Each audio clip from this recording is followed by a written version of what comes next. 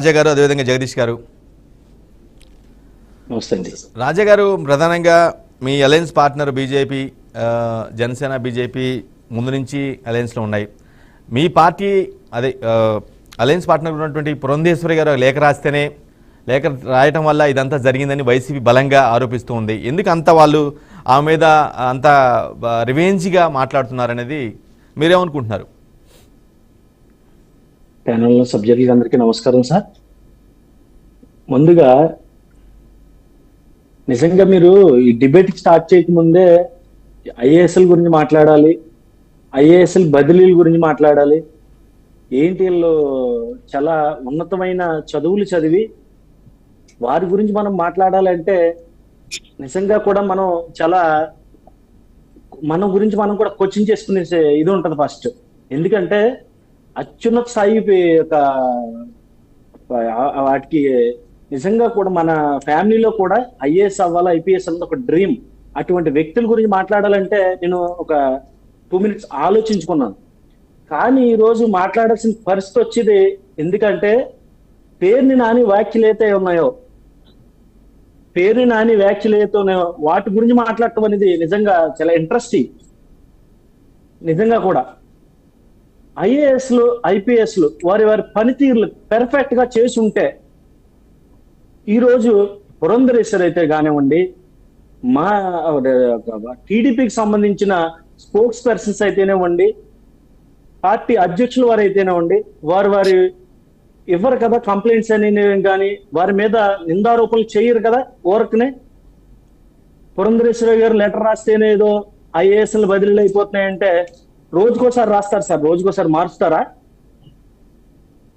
ఇవన్నీ కూడా చాలా హాస్యాస్పదం.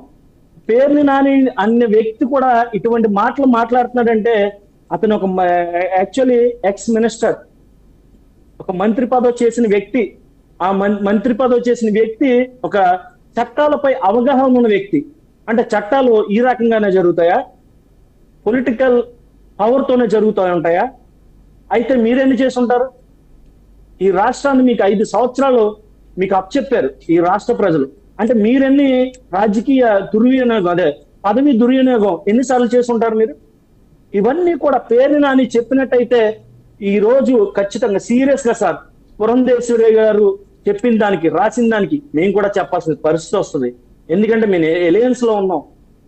ఆవిడ కనుక ఆవిడ ఉన్న పదవిని, ఒక రాష్ట్ర బీజేపీ అధ్యక్షురాలుగా ఉన్న పదవిని ఆవిడ దుర్వినియోగం చేసిందనే ఒక చిన్న అంటే రాష్ట్ర అధ్యక్షులు అన్నది రాష్ట్ర అధికారులు ఉంటేనో లేదా ఏదన్నా ఉంటేనో దానికి వినియోగించాలి. కానీ ఈ 5 సంవత్సరాలు కూడా మీ రాష్ట్రానికి సీఎంగా ఉన్న వ్యక్తి జగన్మోహన్ రెడ్డి, ఆయన జగన్మోహన్ రెడ్డి ఎన్ని దుర్వినియోగాలు చేసి ఉంటాడు సార్? దీనికి కూడా పేరుని నాని కానీ సమాధానం చెప్తాడా? రైట్. హలో.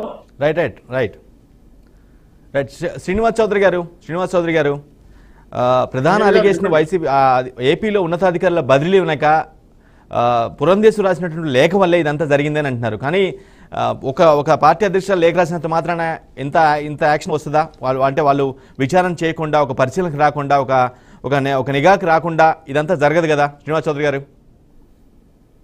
మంచి అభిప్రాయం, మంచి సబ్జెక్ట్ పెట్టిన వెంకట్ గారు మీకు, అలాగే బీఆర్కే న్యూస్ ప్రేక్షకులకి, ప్యానల్లో ఉన్న జనసేన బీజేపీ ఇతర మిత్రులకు నా నమస్కారాలు. రాష్ట్రంలో ఐఏఎస్లు ఎక్కువయ్యారు, ఐఏఎస్లు పోయి ఐఏఎస్లు అయ్యారు. ఐపీఎస్లు ఒక రకమైన అలవాటు పడిపోయి బ్రోకర్లతో కలుసుకొని మంత్రులు ప్రభుత్వం కలిసి వ్యాపారాలు మొదలుపెట్టారు. ఐపీఎస్లు ఇండియన్ పోలీస్ సర్వీస్ కాదండి, ఇండియన్ పొలిటికల్ సర్వీస్ అయ్యారు. రాష్ట్ర పరిస్థితి ఎలా ఉందంటే ఒక కాకి కోటలు తప్ప మిగతా అన్ని వైఎస్ఆర్సీపీ కండువాలు వేసుకుని వ్యాపారాలు చేస్తున్నారు. నాకు తెలిసి ఒకప్పుడు ఐఏఎస్ కావాలన్నా ఐపీఎస్ కావాలన్నా 2 సార్లు రాజ్యాంగం చదువుతారు, 3వసారి ప్రమాణం చేస్తారు. దాదాపు ట్రైనింగ్ సెంటర్లో వాళ్ళని చాలా అత్యుత్తమ పౌరుడిగా గుర్తిస్తారు. వెంకట్ గారు, భారతదేశంలో ఏ ఎంప్లాయీకి కూడా రాష్ట్రపతి సంతకం పెట్టి ఉద్యోగం ఎవరు? ఒక ఐఏఎస్ ఆఫీసర్ సంతకం పెట్టిస్తారు. అంత గొప్ప ఉద్యోగం ఉన్న వ్యక్తులు అసహించుకున్నారండి, అనుభవిస్తున్నారండి. ఎందుకంటే పాలిటిక్స్ వాళ్ళకి వ్యాపారం చేసుకోమని పోయలేదంటే లేదా పడిపుడు చేసుకోమని పోయి దుర్మార్గంగా ప్రభుత్వంతో అడ్డగాస్తా డ్రగ్స్ అమ్ముతా బంజాక్ అమ్ముతా వ్యాపారాలు వదిలేసి దొంగ ఓటు కూడా వీళ్ళు ముద్రిస్తారండి. మా చిత్తూరు జిల్లా తిరుపతి కలెక్టర్ని దొంగ ఓట్లు ముద్రించాడని సస్పెండ్ చేశారు. సిగ్గు, నిస్సిగ్గు, మానవీయం ఉన్నట్టు ఊరోజు వచ్చిపోతాడు. ఎందుకు నేను మాట అన్నా అంటే తల్లిదండ్రుల కళలు, మా మిత్రుడు చెప్తున్న తల్లిదండ్రుల కళలు ఎవరైనా అయితే నాయన నువ్వు అవుతావంటే ఐఏఎస్ IPS అని గొప్పలు చెప్తారు. IAS చదివితే నా కొడుకులు మనల్ని సాగు కొడతాయి నేను. ఎందుకంటే వీళ్ళు వాళ్ళ దగ్గర బండ్రోతులు గుమస్తాగిరి చేస్తారు. ఈ గుమస్తాగిరి ఉద్యోగాలు మాకు ఎక్కడలేదు. ఇండియన్ అడ్మినిస్ట్రేషన్ సర్వీస్ పోయింది, ఇండియన్ పోలీస్ సర్వీస్ పోయింది. పొలిటికల్ ఇది కేవలం ఈ వ్యవస్థ ఇటువంటి తీరు కేవలం ఈ రాష్ట్రానికి మాత్రమే పరిమితం కాదు కదా. మీ ప్రభుత్వం ఉన్నప్పుడు జరగవచ్చు, వేరే రాష్ట్రాల్లో కూడా ఇటువంటి పరిస్థితి ఉందేమో. 29 రాష్ట్రాల్లో దాదాపు 18 రాష్ట్రాల్లో IAS ఆఫీసులు మార్చారు. భారతదేశ చరిత్రలో రాష్ట్రం విడిపోయిన తర్వాత ఇంత పెద్ద ఎత్తున 9 మందిని IPS కలెక్టర్లు మార్చారు. సిగ్గుండక్కర్లేదండి. జీవోలు చీకటి జీవోలు ఇస్తారా? ఆ శ్రీలక్ష్మి లీలలని పేపర్లో వచ్చింది. ఒకే రోజు 13,500 కోట్లకి అడ్వాన్స్ పేమెంట్ ఇచ్చి పద్ధతి. ఎలక్షన్ కమిషన్ నుండి ఉతికితే మళ్ళీ 3 జీవులు తీసుకొచ్చుకునేది. ఏంటి సార్ మీరు? నాకు అర్థం కాలేదు. IAS పోస్టులు ఎందుకు సార్ మీకు? మీకు ప్రభుత్వం డబ్బులు, ప్రజలు డబ్బులు ఇస్తారు జీతాలు మీకు. మేమిచ్చే డబ్బులతో కార్లు, జీతాలు, అటెండర్లు, ఆఫీసులు అనిపిస్తావా? ప్రజలకు సేవ చేయకుండా మీరు పొలిటికల్ సర్వీస్ చేస్తున్నారంటే మీరు ఎందుకంటే మాకు అక్కర్లేదు. అందుకే ఇది ఎలక్షన్ కమిషన్ రాసిన లెటరు పురంధరేశ్వరి గారు, తెలుగుదేశం వాళ్ళు, జనసేన కాదండి. కేంద్ర ప్రభుత్వం 2,100 మందిని ఎలక్షన్ అబ్జర్వేషన్ పెట్టింది. మొన్న చిత్తూరు జిల్లాలో మాజీ ముఖ్యమంత్రి మీద రాళ్లు కర్రలేస్తే SP దిక్కు లేదండి. అంతెందుకు చిలకలూరుపేటలో భారతదేశ ప్రధానమంత్రి గారు సభ పెడితే మైకులు పనిచేయాల, ట్రాఫిక్ అయిపోయింది, VIP గాలలో దూరేశారు జనాలు. అక్కడ VIPs బయట రావడానికి అవసరపడుతుంటే పోలీసులు PUBG గేమ్ ఆడుకుంటున్నారండి. PUBG నేను చూసా ప్రత్యక్షంగా. 8 గంటలు పట్టింది ట్రాఫిక్ తగ్గడానికి. అన్నమో రామచంద్రన్ ఆకలితో పక్క మహిళలు అల్లాడుతూ ఉంటే, నీళ్ళు అల్లాడుతూ ఉంటే భద్రత పూర్తిగా డొల్లా. భారతదేశ ప్రధాని ఆంధ్ర రాష్ట్రానికి వస్తే దిక్కు లేదా? SPలు DGPలు పనిచేయరా? అంటే మీకు మీ ఉద్దేశం ఏంది? మీరు ఇండియన్ పొలిటికల్ సర్వీస్ అయిపోతారా?